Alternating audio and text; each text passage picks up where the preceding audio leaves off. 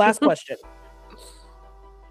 Can you share a moment, either from a past well-told or your own experience, where a shift in storytelling led to a tangible outcome?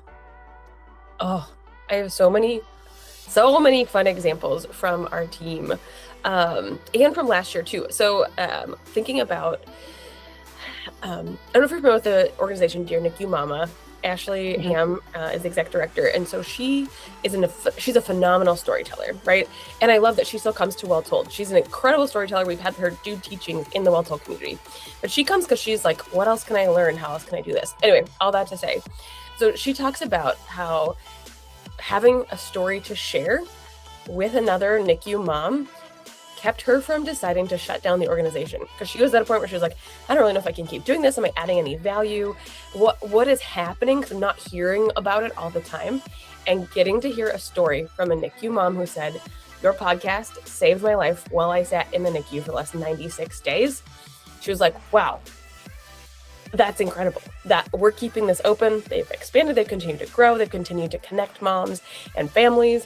And so that idea of, if she had not heard that story from someone who said, this is, the way that your work is impacting me and thousands of other moms who are listening to the Dear NICU Mama podcast, I don't think we'd still have that organization in our community and serving our region, serving our country even, Yeah. and around the world.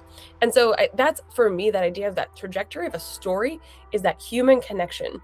Data is great, right? When you say we served this many people this year, we say we served 2,000 people and one of them was Bethany, and here is how it impacted her.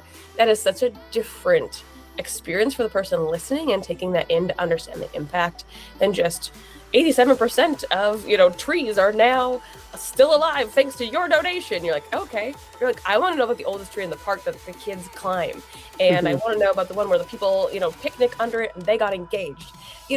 Just think of the ways that adds richness and color. But that idea that story adds a richness to our lives and to our work, no matter what sector that you work in, there's a richness there that you can't have when you just have data or when you just have facts. When you strip the humanity out of words, you have to have a story that weaves them together and invites people in to see it for what it is, see it way more up close than you ever could with an academic paper or a set of data.